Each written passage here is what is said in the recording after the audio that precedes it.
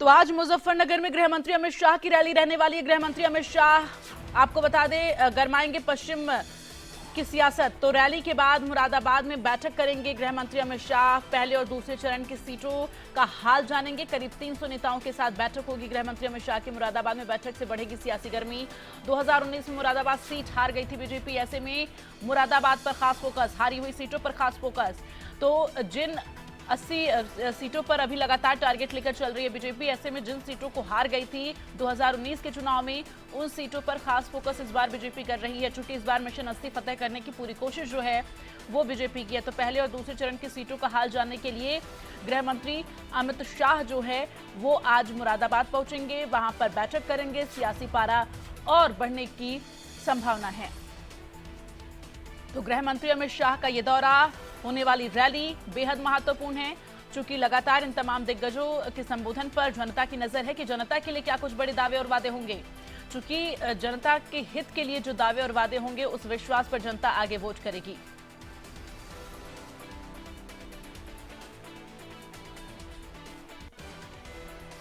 और ज्यादा जानकारी के लिए सीधे चलेंगे, धर्मेंद्र कुमार संवाददाता हमारे साथ लाइव जुड़ रहे हैं। धर्मेंद्र, कितने बजे केंद्रीय गृह मंत्री अमित शाह पहुंचेंगे मुरादाबाद? बैठक कहां होनी है? रैली को लेकर क्या भव्यता देखी जा रही? कितने लोग शामिल होंगे? जी देखिए, मैं बताना चाहूंगा मुजफ्फरनगर की अगर बात की जाए तो मुजफ्फरनगर में जो प्रस्तावित जनसभा है वो 12 बजे की है। 11 बजे से ही लोग मुजफ्फरनगर के शाहपुर जो बुढ़ाना विधानसभा में पड़ता है, राजकीय इंटर कॉलेज के मैदान में पहुंचना शुरू हो जाएंगे। और उनका जो आगमन है लगभग वो 3 बजे के आसपास होने वाला है। सबसे पहले वो आकर जो है यहाँ के प्रबुद्ध लोगों से जो हर समाज से वहां पर जाएंगे, उनसे मिलने, उनसे बात करेंगे। उससे कुछ थोड़ी देरी के बाद वो मीडिया के कुछ जो विशिष्ट पत्रकार जन है उनसे मुलाकात करेंगे। उसके बाद में यहाँ पर जो जनसभा है उनको संबोधित करेंगे। सबसे बड़ी बात यह है कि जिस तरह से 2014 और 19 और जो 2024 के लोकसभा चुनाव है उनमें एक विशेष खास बात यह होगी कि उनका मंच साझा करने राष्ट्रीय लोकदल के अध्यक्ष जो है, राष्ट्रीय अध्यक्ष जो है जयंत सिंह, वो आएंगे। क्योंकि वो क्षेत्र पहले से ही लोकदल का गढ़ माना जाता है बुढ़ाना विधानसभा को। ये पहली जो प्रस्तावित रैली है या जनसभा है या संपर्क है अमित शाह जी का, वो बुढ़ाना क्षेत्र में इसीलिए रखा गया है ताकि जो वहाँ राष्ट्रीय लोकदल अन्य जो पार्टियों का जो गठबंधन के एनडीए के घटक दल है उनका जो वोट बैंक है, उनके कार्यकर्ताओं को अच्छे से मैसेज दिया जा सके और ये कोशिश की जा सके जिस तरह से 80 का टारगेट लेकर भारतीय जनता पार्टी उत्तर प्रदेश में चल रही है, उनको पूरा करने में कहीं ना कहीं अमित शाह की अहम आज रैली होने वाली है मुजफ्फरनगर में। बिल्कुल, ऐसे में अगर हम बात करें धर्मेंद्र, तो वहां पर अभी जो है सीटों पर प्रत्याशियों का ऐलान हो चुका है। चुनावी बयार किस तरह की नजर आ रही है? और इसके साथ ही वहां पर अभी बीजेपी की अगर बात करें तो बीजेपी किस मजबूती से दिखाई दे रही है? बिल्कुल, देखिए मैं अगर टिकट बंटवारे की बात करी जाए तो डॉक्टर संजीव बालियान भारतीय जनता पार्टी के तीसरी बार उम्मीदवार है।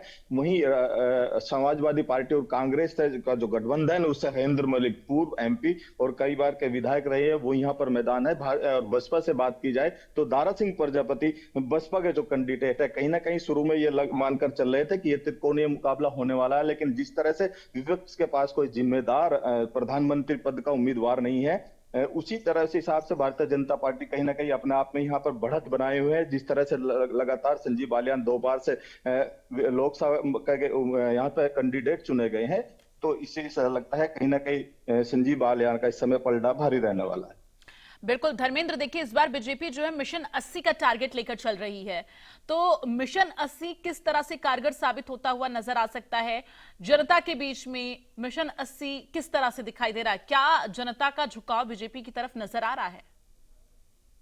बिल्कुल, देखिए आपने सही सवाल किया कि जनता का झुकाव क्या बीजेपी की तरफ तैयार, क्योंकि केंद्र सरकार हो या प्रदेश सरकार, जिस तरह से यहाँ योजनाएं को धरती पर उतारा गया है, जमीन पर उतारा गया है, हाईवे से लेकर मेडिकल कॉलेज हो, स्वास्थ्य के संबंधित हो, राशन वितरण हो, विधवा पेंशन हो, बहुत सारी जो योजनाएं और छोटी छोटी योजनाओं को जिस तरह से अभी पिछले दिनों भारतीय जनता पार्टी में गांव परिक्रमा एक यात्रा करके अभियान चला गया, तो उसमें छोटी छोटी योजनाओं को जो है कहीं ना कहीं गांव जो परिवेश है, देहात तक पहुंचाने की कोशिश करी गई थी कि क्या उनकी योजनाएं हैं, आप किस तरह से इसका लाभ ले सकते हैं। इस तरह की योजनाओं को लेकर कहीं ना कहीं दूसरी तरफ जो एक विरोध था, जो पहले से विरोध चला आ रहा था किसानों के नाम पर राष्ट्रीय लोक दल का जो गठबंधन है अब उनके साथ हो गया, क्योंकि पहले से लोकदल भारतीय जनता पार्टी की उन नीतियों का विरोध करता था जो किसान हित में उनको नजर नहीं आती था। कहीं ना कहीं राष्ट्रीय लोकदल के साथ आने के साथ भी वो विरोध कहीं ना कहीं पश्चिमी उत्तर प्रदेश में खत्म होता नजर आ रहा है। बिल्कुल। चलिए, तमाम जानकारी के लिए बहुत बहुत धन्यवाद धर्मेंद्र आपका, और अपनी नजर बनाकर रखिएगा, तमाम अपडेट आपसे लेते रहेंगे। चूंकि आज गृह मंत्री अमित शाह का दौरा है और बेहद महत्वपूर्ण ये दौरा, देखना ये होगा क्या कुछ बड़ी बातें गृह मंत्री की तरफ से कही जाएंगी।